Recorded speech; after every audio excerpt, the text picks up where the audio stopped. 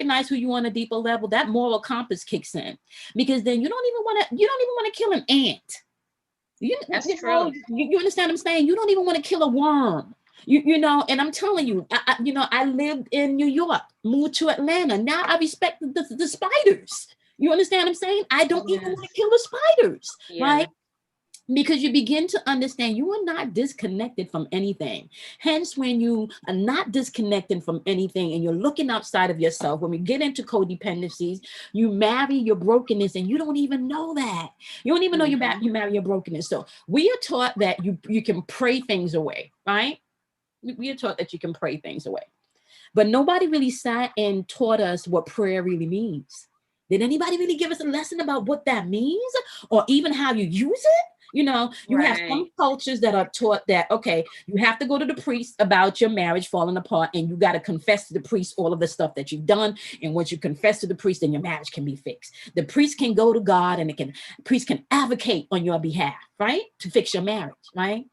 But where in that does it say you have to get with yourself and know that you have a nasty attitude? And don't no man want to come home to no woman that got a nasty ass attitude. Let's just be for real about what we're talking about here, okay? Let's just be for real. Now, you know, you have and you can be the one that show up every Sunday, give your give your tithes, okay? Um, Right. okay, you can be the one, right? That show up, give your tithes, right? But your marriage is still crumbling apart because you're going to church every Sunday praying, but you don't know what the formula for prayer really is, right? When you Right. pray for something, right, you're not asking. What you're doing is you're putting out your intent into the world or into this God source. Call it like I'm so done with labels at this point because it's different for everyone, right? So It whatever is. your foundation is, right? You are putting out your intent because when you talked earlier and you said this experiencing all things, right? If we have the power to experience all things and we are connected to all things, right? You don't have to beg God, the universe. It's an intent. And once you put out that intent, that is going to come with some instructions. So, right, which means if you're praying to fix your marriage, right, that may mean that you're going to have to check your attitude. That may mean that you may have to get up off your butt and stop wearing clothes that's all bleached up and stuff if you want your husband to think you sexy, right? Right. You know, that may mean that you might have to get up your ass and cook a meal every now and then. You understand what I'm saying? Yes. As a Yeah. husband, that may mean that you may have to watch a movie with your wife that you don't care because that's what she likes. You know, that may mean, okay, she likes flowers, buy some flowers. That may mean saying, babe, you know what? I was angry yesterday. I did not mean to say this. I did not mean to do this. You know what, babe? I feel a little insecure about this. When I was a child, that happened. You know, it means being honest. And this is the thing that people don't understand. A lot of us are not walking around being transparent about who we are when we meet our partners. And then we see all of these red flags, right? You see the red flags, or you see what I would like to say a mirror of yourself. And for women, we think we can fix men. You understand what I'm saying? Right. And for men, we think we can change a woman, you know, either with sex, you understand, money, or control. You understand what I'm saying? So Mm-hmm. you know, so you have this once again outside of yourself codependency, you know, because only when you codependent you think you can fix somebody. You understand what I'm saying? So think about Yes. that. You may be codependent on fixing people. How about you fix yourself? You know, Yeah. fix yourself. So I have learned. I married my dad. I married my father. And then when I realized that and I started to work on myself, that relationship had to change. That relationship had to dissolve, right? Then my Mm-hmm. relationship with my dad healed. You understand? Which then healed the relationship with my husband because then there's not that, you know, now I can look at you, flaws and all, and say, okay, it is within your imperfections that you're perfect. If you didn't go through that and we didn't go through this, we wouldn't be here right now. So then you're experiencing all things, but also nothing at the same time. And then reflecting on yourself that, you know, I blame my husband for doing a lot of Yes. things, Prophetess Kim. And I remember one time, and I'm gonna be brutally honest, you know, I remember one time um, I was telling Spirit, well, he's unfaithful, and that's just so much worse. I've never been unfaithful, I've never stepped out of the marriage. And the Spirit said to me, well, maybe not physically, maybe not physically, but you've had thoughts of someone, and that is just as dangerous as a physical, stepping out physically. So now you see how I'm mirroring back that he's cheating, but also in my heart and in my mind, I'm also thinking about someone from my past. You know what I'm saying? Yes. So I married my parents. What we don't realize is accepting our own conscious behavior or waking up to the consciousness, because, the truth be told is whatever our partners have done, we've done it too. That's why we're attracted to each other. yes. And I had to realize that. And then I had to work on my codependency. Why was I looking at my husband to fill me and to make me feel pretty and to tell me I'm worthy and to tell me I'm loved, to tell me I'm special? Why was it his job to do that? Do you know how much pressure that puts on somebody?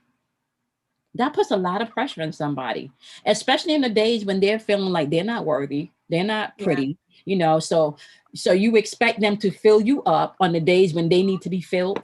You know what I'm saying? Like it's interesting because now I find the more honest I am with my husband about um, what I'm feeling, my insecurities, and this is with anybody, even with you, right? The more honest I am with the people in my circle about where I am and what I'm feeling, the more power and freedom it gives me to not be codependent. Not be codependent, not to be stuck in a poverty mentality, not to be stuck in a insecure self-worth loop, which then attracts back to you somebody that's going to treat you like you don't got no self-worth. Somebody that's going to reinforce, right, that insecurity, right, that you may have seen in the dynamics of your parents. A lot of women, and I'm sure if we go looking for this statistically, we can find it, right? A lot of women that are in abusive relationships would have had to see that in the household first. Yes. And that would have subconsciously resonated to them as love on some form, whether it's unhealthy love or whether it's healthy love, that would have registered to love as some set form. So which means that if we're not arguing and fighting, and I call that's the fuck fight energy, like if we're not going back and forth and we're fighting and then making up and then fighting and making up, then that's not love. So if everything is harmonious, that's not love, but you're not seeing that comes from the dynamic of what you saw growing up, right? That comes from that. Right? Yes. That comes from that. Some women, and this is sad to say, I've seen where some women don't feel loved if they don't get beat. Yes, right? True. So they trigger these sparks in the relationship so they can have these fights. Okay, now you love me. Some men, if you don't show up at my job and make a scene, that's not love. I had that conversation with my husband years ago. He said, well, you didn't fight for the marriage. You didn't fight for the marriage. I said, well, what did you want me to do? Well, you didn't come smashing my tire. No. And I wouldn't do that. I wouldn't do that because one, you should not have put me in a situation for me to do that. Yes. You understand what I'm saying? So that's me knowing my worth. So I wouldn't do that. I wouldn't smash your tires. I wouldn't bleach your clothes. I wouldn't. Now, let's be honest. I'm not going to say I didn't think about that. Because I'm human, and when you hurt, you do things. I am not going to say I did not think about doing some of those things like bleaching the clothes and all of that. But what I am going to say, it comes with a maturity of you being able to say, okay, that's immature. Okay, this is where the self-work comes from, and the maturity comes from in knowing that you're mirroring back bad behavior, dysfunctional behavior. You're mirroring back to yourself, maybe those generational curses that we talked about, right? Whether it's Papa was the Rolling Stones, so Papa is your man because of how many women you have. Yeah. You understand what I'm saying? You're a man because of how many children you procreate. It doesn't mean that you have to be your father. It's just the head count that we're dealing with. You know what I'm saying? Yes. So Right. go ahead. You're not understanding the connection. So I believe that when a man or a woman feels that you addressing that you want them after you've been there for them, you've been present, someone has to take responsibility to change the dynamics. Yes. Because there's a responsibility called maturity. If I have been in the house with you and I have served dinner, I have brought home the money, if I'm the man or if I'm the woman, if I have provided, if I have given, there's someone that has to take responsibility to say, is something missing? And what is not missing is me adding drama. I'm not going to add drama. That's always going to be a missing point of view. A woman or a man that needs drama or attention, let's say that, they call them attention whores, right? You have to seek that somewhere else, because that means that within you, you do not find the truth and the love of who you are. Everything outside of you is what makes the difference in who you are. Therefore, you and your mate could be in the same, you could be on different paradigms in different places, meaning that if you want a woman that's going to chase you after you beat her, then so be it. If you don't have that kind, then you're looking in the wrong place. Yes. A man can be in the same place. He can want, like you said, a woman that's going to chase him. A woman can want a man that's going to chase. Listen, the man has always been the chase because he's the hunter.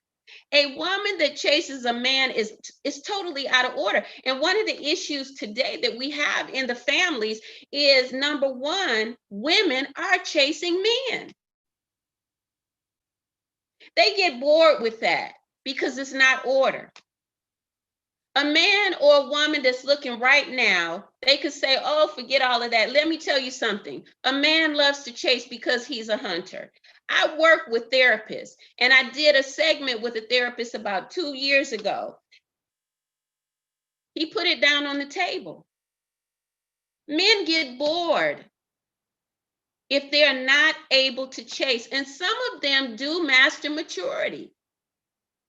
They master maturity and know that it's time to put the chase down and find the one. Some women have not learned that the chase is not theirs.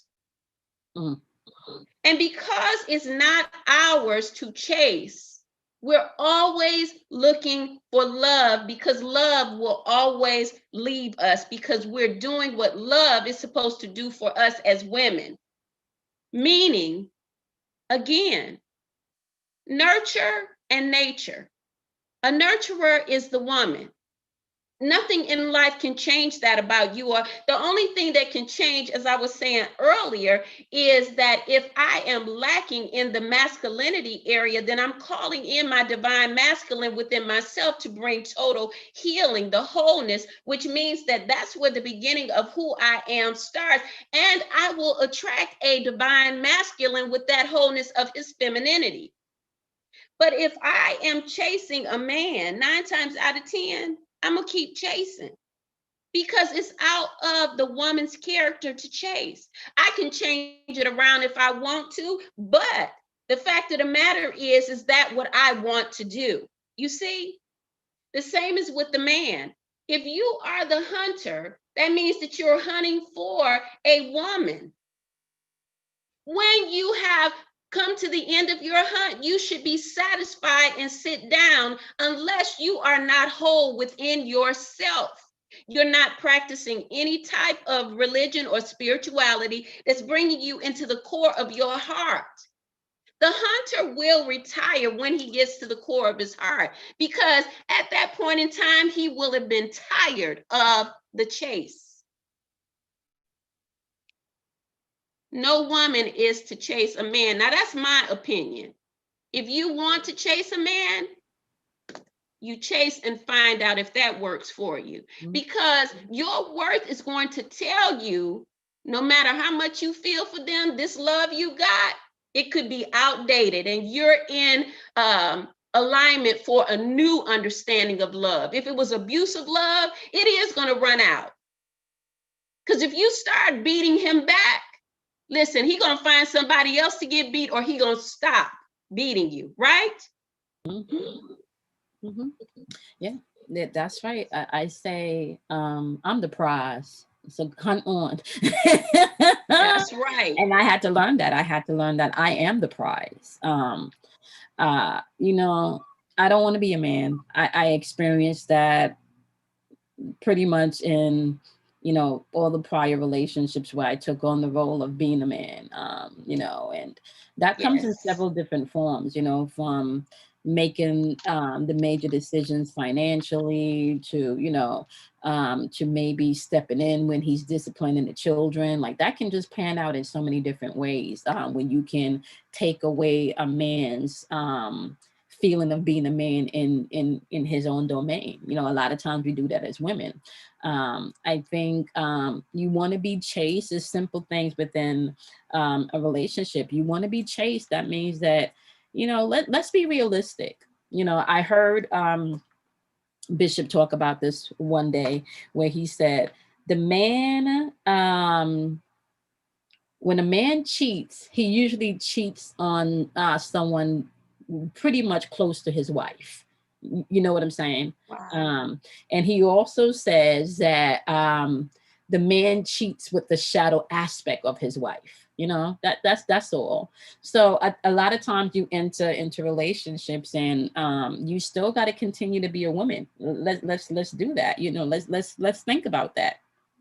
Nobody in their right mind would want to come into any type of relationship, whether it be a loving relationship or a business relationship where you feel like you need to be on the defense all of the time. You know, nobody really wants to go into an environment where they feel constantly attacked all of the time, right? Now, the question is really, when you self-project into a relationship, I don't want this. I don't want that. I don't want this. I don't want that. All of the I don't wants, right? And a lot of us, you know, you experience the I don't wants, right? So once you get out of the I don't wants, you still continue to base relationships based on what you don't want. How about you start to base relationships on the things that you do want to experience, you know?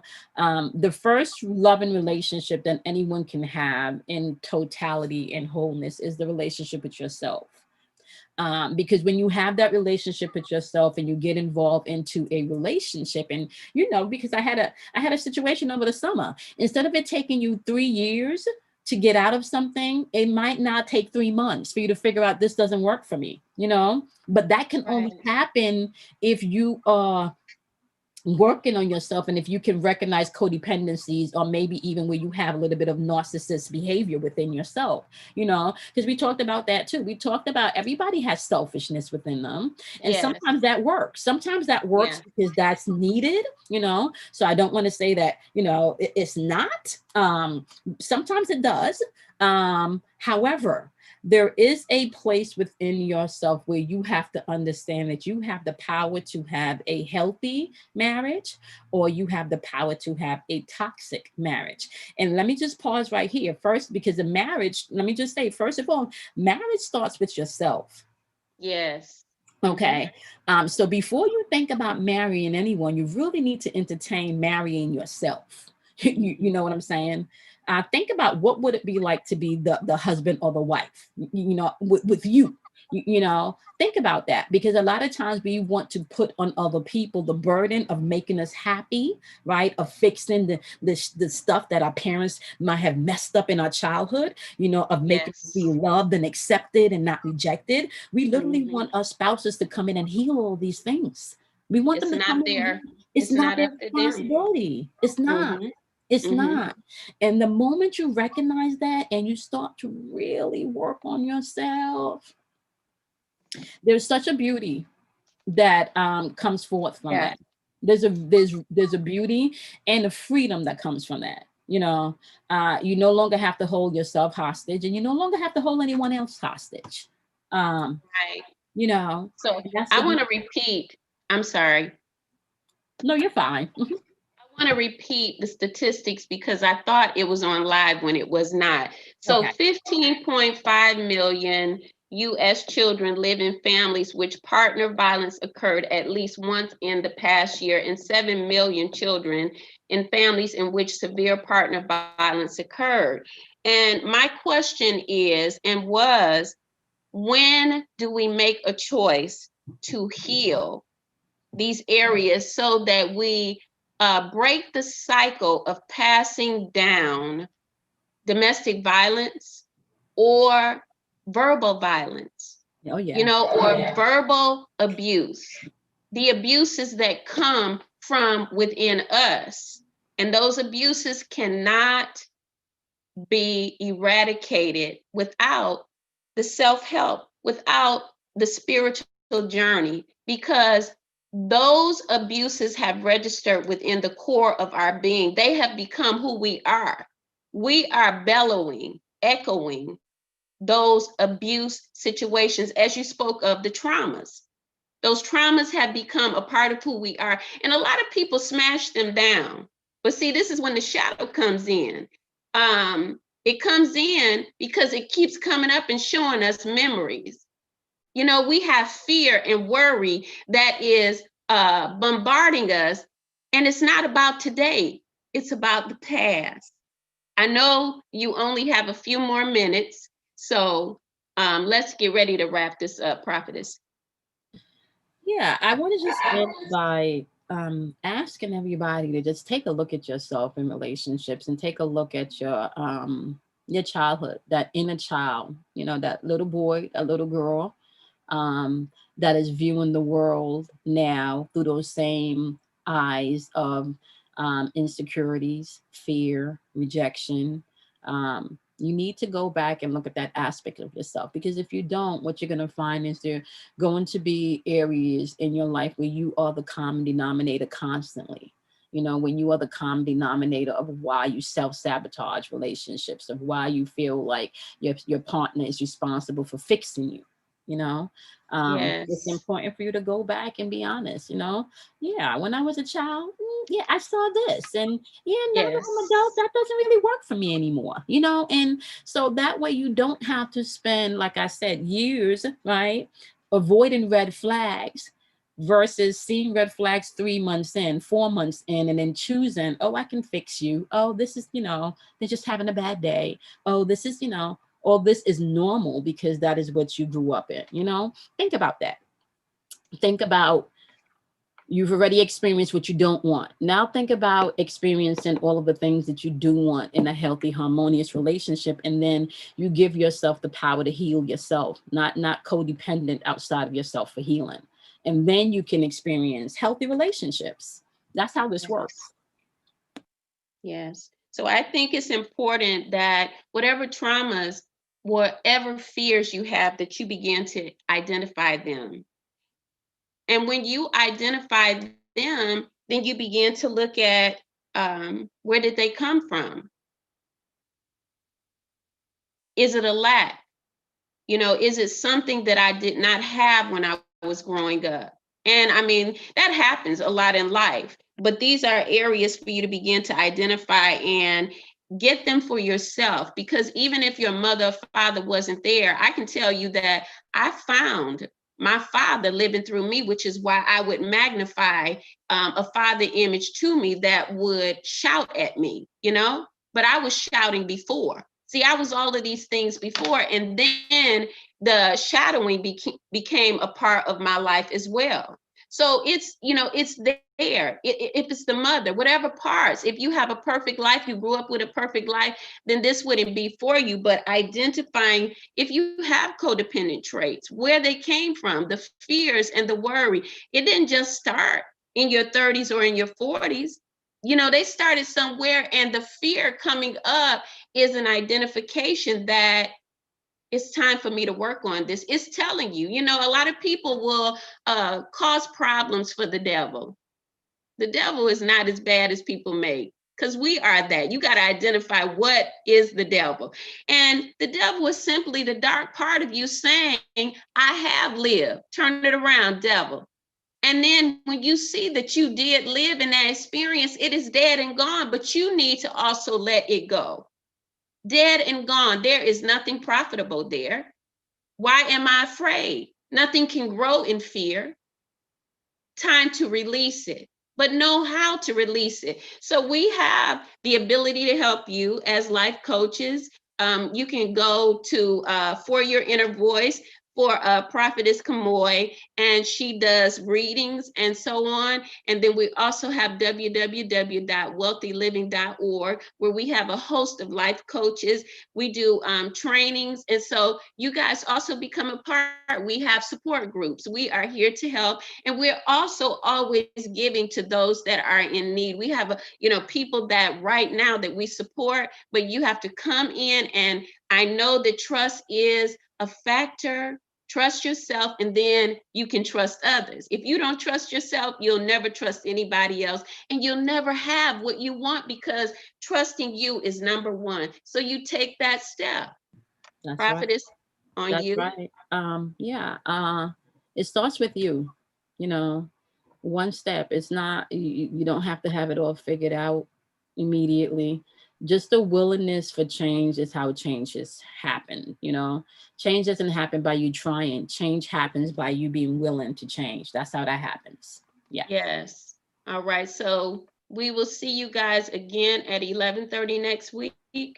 Yes, ma'am. Yes, Thank ma'am. you for coming on with me. We'll have a couple of other hosts. I have a young lady that has a nonprofit called Chidenity. She works with individuals that are going through hard divorces, and so that's something that you can look forward to. So you guys have a wonderful day and be blessed. And we thank you for listening. Oh my God. Bye. I'm gonna see you next week. All right. Bye-bye.